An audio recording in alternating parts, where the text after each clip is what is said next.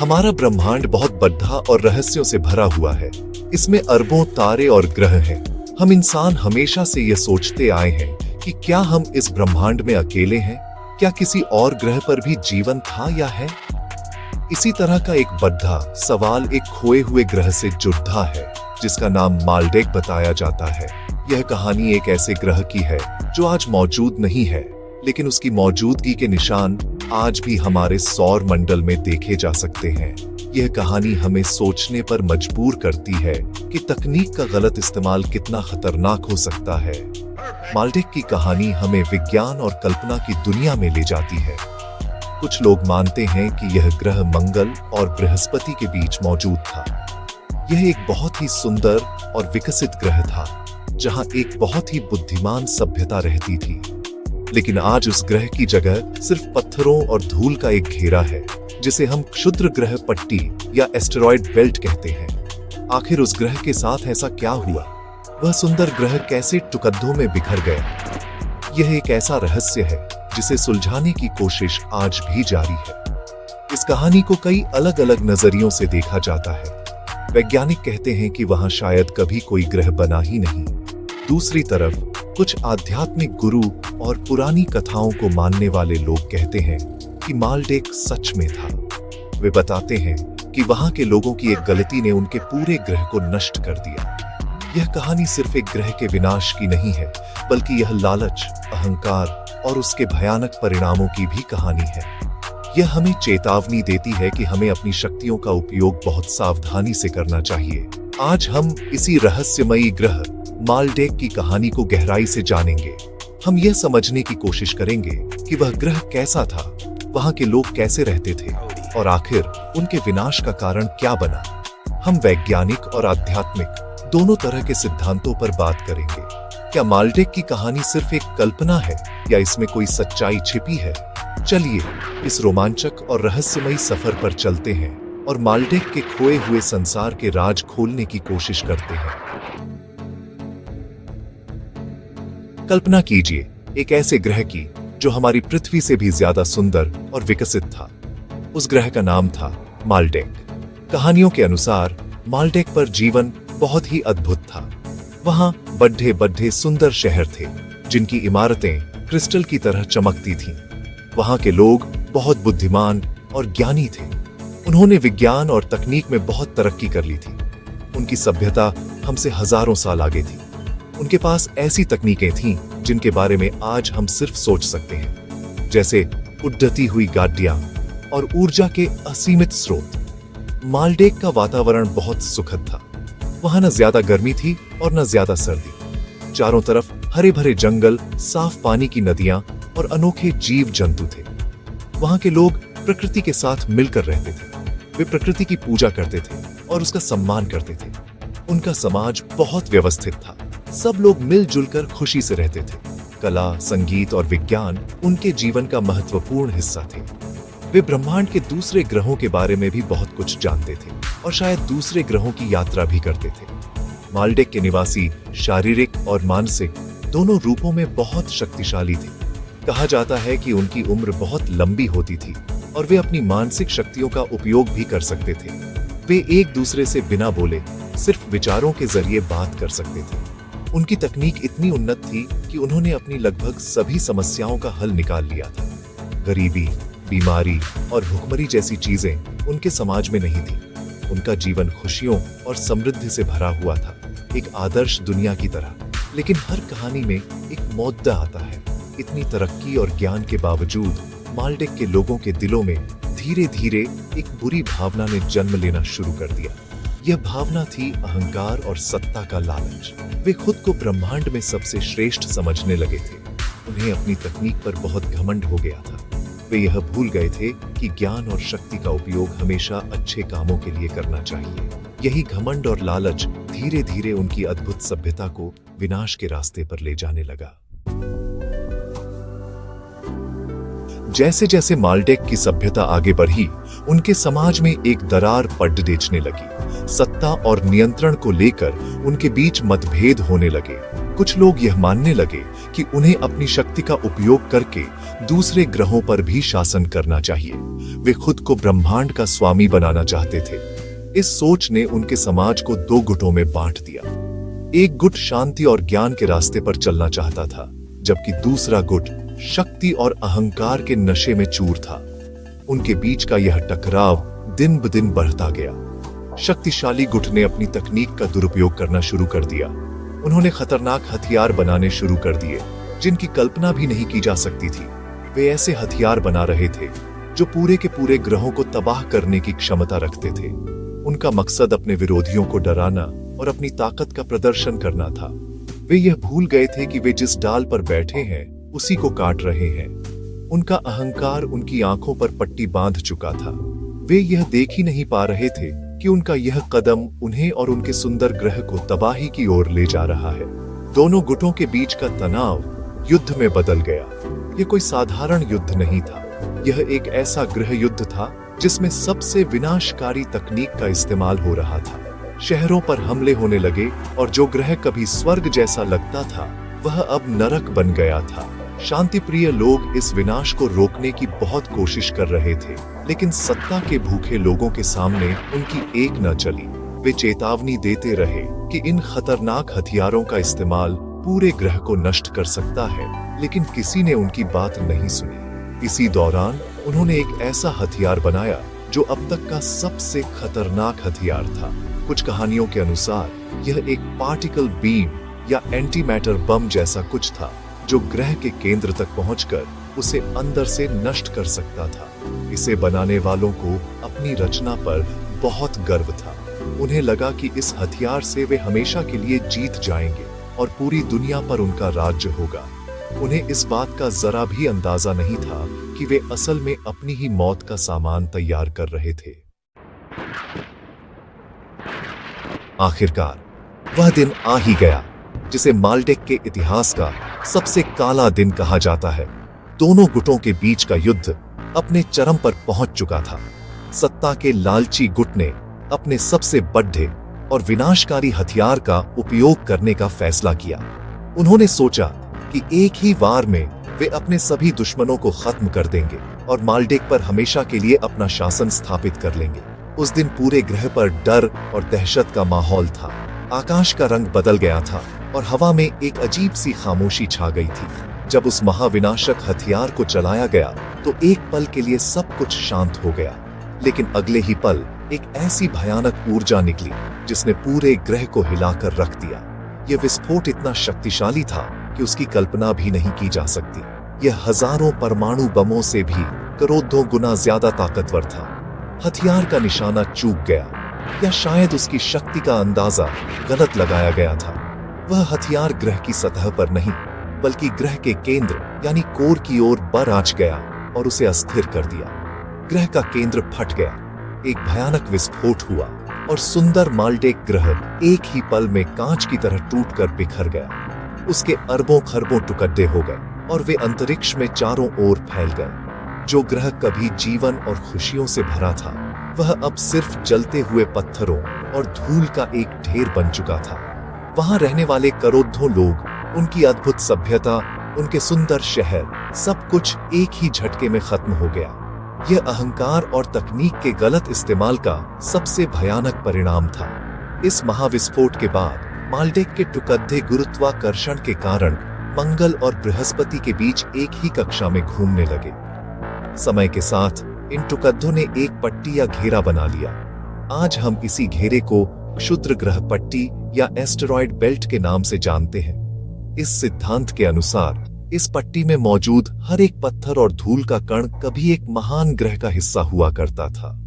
यह पट्टी आज भी हमें उस भयानक तबाही की याद दिलाती है जो माल्टेक पर हुई थी। माल्टेक के विनाश के बाद जो कुछ बचा वह था सिर्फ मलबा। अरबों चट्टानें, छोटे बड़े पत्थर और धूल के कण अंतरिक्ष में तैरने लगे। ये सब उस महान ग्रह के अवशेष थे जो कभी सौर मंडल की शान हुआ करता था। मंगल और बृहस्पति ग्रहों के शक्तिशाली गुरुत्वाकर्षण बल के कारण ये टुकड़े सौर मंडल से बाहर नहीं जा सके। वे इन दोनों ग्रहों के बीच एक निश्चित रास्ते पर सूरज की परिक्रमा करने लगे। धीरे धीरे इन सभी टुकड़ों ने मिलकर एक विशाल घेरा बना लिया, जो आज भी हमारे सौर मंडल में मौजूद है। इसी घेरे को आज हम क्षुद्र ग्रह पट्टी यानी कि एस्टेरॉयड बेल्ट कहते हैं। इस पट्टी में लाखों की संख्या में छोटे बड़े क्षुद्र ग्रह हैं। इनमें से कुछ तो केवल कुछ मीटर के हैं, जबकि कुछ सैकड़ों किलोमीटर बड़े हैं। सबसे बड़ा क्षुद्र ग्रह सेरेस है, जिसका व्यास लगभग 940 किलोमीटर है। ये इतना बड़ा है कि वैज्ञानिक इसे बौना ग्रह भी कहते हैं। वैकल्पिक सिद्धांत के मानने वाले कहते हैं कि सेरेस शायद माल्डेक ग्रह का बचा हुआ केंद्रीय हिस्सा हो सकता है। ये पट्टी माल्डेक की कहानी का एक जीता जागता सबूत मानी जाती है। ये परिकल्पना कि क्षुद्र ग्रह पट्टी एक टूटे हुए ग्रह के टुकड़े हैं, टिटियस बोर्ड नियम नामक एक पुरानी खगोलीय परिकल्पना का समर्थन करती है। इस नियम के अनुसार ग्रहों को सूरज से एक निश्चित गणितीय क्रम में दूरी पर होना चाहिए।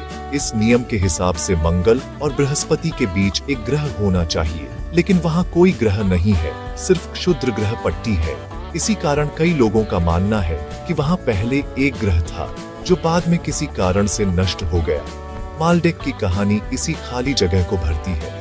हालांकि यह ध्यान रखना महत्वपूर्ण है कि यह केवल एक सिद्धांत है। कई वैज्ञानिक इस बात से सहमत नहीं हैं। वे मानते हैं कि यह मलबा किसी टूटे हुए ग्रह का नहीं, बल्कि एक ऐसे ग्रह का है जो कभी बन ही नहीं पाए। लेकिन माल्डेक की कहानी हमें एक शक्तिशाली संदेश देती है। ये हमें दिखाती है कि कैसे एक पूरी दुनिया अपनी ही गलतियों के कारण नष्ट हो सकती है। यह पट्टी हमें उस महान सभ्यता की याद दिलाती है जिसने अपनी शक्ति का गलत इस्तेमाल किया और खुद को हमेशा के लिए मिटा दिया। अब कहानी एक और भी रहस्यमयी मोड़ लेती है। यह मोड़ विज्ञान से ज्यादा अध्यात्म और आत्मा की दुनिया से जुड़ा है। इस सिद्धांत के अनुसार जब माल्डेक ग्रह नष्ट हुआ तो वहां रहने वाले करोड़ों लोगों के शरीर तो खत्म हो गए, लेकिन उनकी आत्माएं बच गईं। आत्मा को अमर माना जाता है। ये आत्माएं बेघर हो गईं। उनके पास रहने के लिए कोई ग्रह नहीं था। वे ब्रह्मांड में भटक रही थीं, अपने कर्मों का फल भोग रही थीं। उन्होंने अपनी शक्ति का दुरुपयोग करके अपने घर को नष्ट कर दिया था और अब वे बिना शरीर के अस्तित्व में थीं। कहा जाता है कि इन भटकती हुई आत्माओं को एक नए घर की जरूरत थी, जहां वे फिर से जन्म लेकर अपने कर्मों को सुधार सकें और जीवन का पाठ सीख सकें। उन्हें एक ऐसे ग्रह की तलाश थी जो जीवन के लिए उपयुक्त हो। तब उनकी नजर हमारे सौर मंडल के एक नीले ग्रह पर पड़ी। वह ग्रह था हमारी पृथ्वी। उस समय पृथ्वी पर जीवन अपनी शुरुआती अवस्था में था। यहाँ का वातावरण और परिस्थितियां आत्माओं के पुनर्जन्म के लिए बिल्कुल सही थीं। इसलिए माल्डेक की उन आत्माओं ने पृथ्वी पर जन्म लेना शुरू कर दिया। इस आध्यात्मिक धारणा के अनुसार आज पृथ्वी पर रहने वाले बहुत से इंसान वही आत्माएं हैं जो कभी माल्डेक पर रहती थी। हम सब यहाँ अपने पुराने कर्मों का हिसाब चुकाने और नई चीजें सीखने आए हैं। कहा जाता है कि जिन आत्माओं ने माल्डेक पर विनाश फैलाया था, वे आज पृथ्वी पर संघर्षपूर्ण जीवन जी रही हैं, ताकि वे शांति और प्रेम का महत्व सीख सकें। और जो आत्माएं शांति प्रिय थीं, वे आज यहाँ दूसरों की मदद करने और दुनिया को एक बेहतर जगह बनाने के लिए जन्म लेती है। यह सिद्धांत यह भी समझाने की कोशिश करता है कि इंसानों के अंदर विनाश की प्रवृत्ति क्यों होती है। हम क्यों लड़ते हैं, क्यों प्रकृति को नुकसान पहुंचाते हैं। शायद यह हमारी आत्मा की पुरानी यादें हैं जो माल्डेक से हमारे साथ चली आ रही हैं। ये कहानी हमें एक मौका देती है कि हम अपनी उन गलतियों को न दोहराएं। हमें यह सीखना है कि कैसे प्रेम, करुणा और सहयोग के साथ रहा जाए, ताकि हमारी पृथ्वी का हाल भी माल्डेक जैसा न हो। ये एक गहरा आध्यात्मिक संदेश है जो हमें आत्म सुधार के लिए प्रेरित करता है। जब हम माल्डेक की कहानी को विज्ञान की कसौटी पर परखते हैं, तो हमें एक अलग ही तस्वीर देखने को मिलती है। आज के समय में ज्यादातर वैज्ञानिक इस बात को नहीं मानते कि मंगल और बृहस्पति के बीच कभी कोई बड़ा ग्रह मौजूद था जो बाद में टूट गया। उनका मानना है कि क्षुद्र ग्रह पट्टी किसी टूटे हुए ग्रह का मलबा नहीं है, बल्कि यह उस मलबे से बनी है जिससे कभी कोई ग्रह बन ही नहीं पाया। यह एक ऐसा ग्रह है जिसका जन्म ही अधूरा रह गया। वैज्ञानिकों का तर्क है कि जब हमारा सौर मंडल बन रहा था तब बृहस्पति ग्रह का गुरुत्वाकर्षण बहुत शक्तिशाली था। बृहस्पति हमारे सौर मंडल का सबसे बड़ा ग्रह है। उसके विशाल गुरुत्वाकर्षण बल ने मंगल और बृहस्पति के बीच मौजूद चट्टानों और मलबे को आपस में झुंड कर एक बड़ा ग्रह बनाने ही नहीं दिया। जब भी छोटे छोटे टुकड़े जुड़ कर एक बड़ा आकार लेने की कोशिश करते, बृहस्पति का गुरुत्वाकर्षण उन्हें फिर से बिखेर देता। इस वजह से वहां एक ग्रह बनने की प्रक्रिया हमेशा के लिए रुक गई। इसके अलावा वैज्ञानिकों का यह भी कहना है कि अगर क्षुद्र ग्रह पट्टी के सारे क्षुद्र ग्रहों को एक साथ जोड़दाच भी दिया जाए तो भी उनसे जो ग्रह बनेगा वह हमारे चांद से भी बहुत छोटा होगा। इतने छोटे ग्रह पर मालडेक जैसी विशाल और उन्नत सभ्यता का होना संभव नहीं लगता। किसी ग्रह को पूरी तरह से नष्ट करने के लिए अविश्वसनीय मात्रा में ऊर्जा की आवश्यकता होगी। वैज्ञानिकों का मानना है कि उस समय की किसी भी सभ्यता के पास इतनी शक्तिशाली तकनीक होना लगभग असंभव है जो एक पूरे ग्रह को टुकड़ों में बिखेर सके। इसलिए आधुनिक विज्ञान की नजर में मालडेक की कहानी एक रोमांचक कल्पना या मिथक है जिसका कोई ठोस सबूत नहीं है। वे क्षुद्र ग्रह पट्टी के निर्माण की व्याख्या गुरुत्वाकर्षण के नियमों और ग्रहों के निर्माण की प्रक्रिया से करते हैं। उनके लिए यह कोई रहस्य नहीं है, बल्कि सौर मंडल के निर्माण का एक स्वाभाविक हिस्सा है। विज्ञान हमेशा सबूतों पर आधारित होता है और मालडेक ग्रह के अस्तित्व का कोई भी सीधा वैज्ञानिक प्रमाण अभी तक नहीं मिला है। मालडेक की कहानी हमें एक ऐसे मुद्दे पर लाकर खड़ा कर देती है जहां विज्ञान और अध्यात्म के रास्ते अलग अलग हो जाते हैं। एक तरफ विज्ञान है जो सबूतों, तर्कों और भौतिक नियमों पर विश्वास करता है। विज्ञान के अनुसार क्षुद्र ग्रह पट्टी एक अधूरे ग्रह का मलबा है जिसे बृहस्पति के गुरुत्वाकर्षण ने बनने नहीं दिया। यह एक सीधी और सरल व्याख्या है जो खगोलीय पिंडों के व्यवहार पर आधारित है। विज्ञान के लिए मालडेक की कहानी एक मिथक से ज्यादा कुछ नहीं है क्योंकि इसका कोई ठोस प्रमाण मौजूद नहीं है। दूसरी तरफ अध्यात्म है जो आत्मा, कर्म और चेतना की बात करता है। आध्यात्मिक दृष्टिकोण के अनुसार मालडेक एक वास्तविक ग्रह था जिसकी सभ्यता ने अहंकार और लालच में आकर खुद को नष्ट कर लिया। यह कहानी सिर्फ एक ग्रह के विनाश की नहीं बल्कि नैतिक पतन की कहानी है। इस नजरिए से क्षुद्र ग्रह पट्टी उस विनाश का भौतिक प्रमाण है और पृथ्वी पर मौजूद मानव आत्माएं उस घटना की जीवित कड्डी डढ़ी हैं। यह सिद्धांत हमें भौतिक दुनिया से परे देखने और अपने कर्मों के परिणामों के बारे में सोचने के लिए कहता है। यह टकराव हमें सोचने पर मजबूर करता है कि सत्य क्या है। क्या सत्य केवल वही है जिसे हम अपनी आंखों से देख सकते हैं और प्रयोगशाला में साबित कर सकते हैं, या सत्य का कोई गहरा आध्यात्मिक रूप भी है जिसे केवल अनुभव किया जा सकता है? विज्ञान हमें क्या और कैसे का जवाब देता है। जैसे क्षुद्र ग्रह पट्टी कैसे बनी, वहीं अध्यात्म हमें क्यों का जवाब देने की कोशिश करता है। जैसे कि मानव स्वभाव में संघर्ष क्यों है या हमारे जीवन का उद्देश्य क्या है। शायद सच्चाई इन दोनों के बीच में कहीं छिपी हो सकता है कि विज्ञान और अध्यात्म एक ही सिक्के के दो पहलू हों। विज्ञान ब्रह्मांड के भौतिक नियमों को समझाता है जबकि अध्यात्म उन नियमों के पीछे के गहरे अर्थ और उद्देश्य को समझने की कोशिश करता है। मालडेक की कहानी इस टकराव का एक बेहतरीन उदाहरण है। चाहे यह सच हो या कल्पना, यह हमें विज्ञान की सीमाओं और मानव चेतना की गहराइयों दोनों के बारे में सोचने का अवसर देती है। मालडेक की कहानी चाहे एक सच्ची घटना हो या केवल एक कल्पना, यह हमें एक बहुत ही गहरा और महत्वपूर्ण सबक सिखाती है। यह कहानी एक चेतावनी है। यह हमें दिखाती है कि ज्ञान और तकनीक एक दोधारी तलवार की तरह है। अगर इनका उपयोग मानवता की भलाई, प्रेम और सहयोग के लिए किया जाए तो यह स्वर्ग का निर्माण कर सकती है। लेकिन अगर इन्हीं शक्तियों का उपयोग घमंड, लालच और नफरत के लिए किया जाए तो यह सब कुछ नष्ट कर सकती है।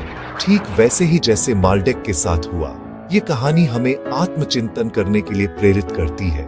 आज हम इंसान भी तकनीक के शिखर पर पहुंच रहे हैं। हमने परमाणु बम जैसे विनाशकारी हथियार बना लिए हैं। हम पर्यावरण को नुकसान पहुंचा रहे हैं और अपने ही ग्रह के संसाधनों का अंधाधुंध उपयोग कर रहे हैं। हमारे समाज में भी लालच, नफरत और सत्ता का संघर्ष है। माल्डेक की कथा हमें एक आईना दिखाती है और पूछती है, क्या हम भी वही गलतियां दोहरा रहे हैं जो माल्डेक के लोगों ने की थीं? क्या हम अपनी पृथ्वी को एक और माल्डेक बनने की राह पर ले जा रहे हैं? माल्डेक की कहानी का सबसे बड़ा संदेश जिम्मेदारी का है। हमें अपनी शक्तियों, अपने ज्ञान और अपने ग्रह के प्रति जिम्मेदार बनना होगा। हमें यह समझना होगा कि हम सब एक ही नाव पर सवार हैं। अगर यह नाव डूबी तो हम सब साथ में डूबेंगे। हमें प्रकृति का सम्मान करना सीखना होगा। हमें एक दूसरे के साथ शांति और प्रेम से रहना सीखना होगा। हमें अपनी तकनीक का उपयोग विनाश के लिए नहीं, बल्कि निर्माण के लिए करना होगा, ताकि हम अपने भविष्य को सुरक्षित बना सके। अंत में मैं आपसे कुछ सवाल पूछना चाहता हूँ। आपको क्या लगता है, क्या माल्डेक की कहानी में कोई सच्चाई हो सकती है? क्या क्षुद्र ग्रह पट्टी सच में एक टूटे हुए ग्रह की निशानी है? और सबसे महत्वपूर्ण सवाल, हम माल्डेक की कहानी से सीखकर अपनी पृथ्वी को एक बेहतर और सुरक्षित जगह बनाने के लिए क्या कर सकते हैं? इन सवालों पर सोचिए, क्योंकि हमारा भविष्य हमारे आज के फैसलों पर ही निर्भर करता है। हमें यह सुनिश्चित करना होगा कि हमारी कहानी का अंत माल्डेक जैसा न हो।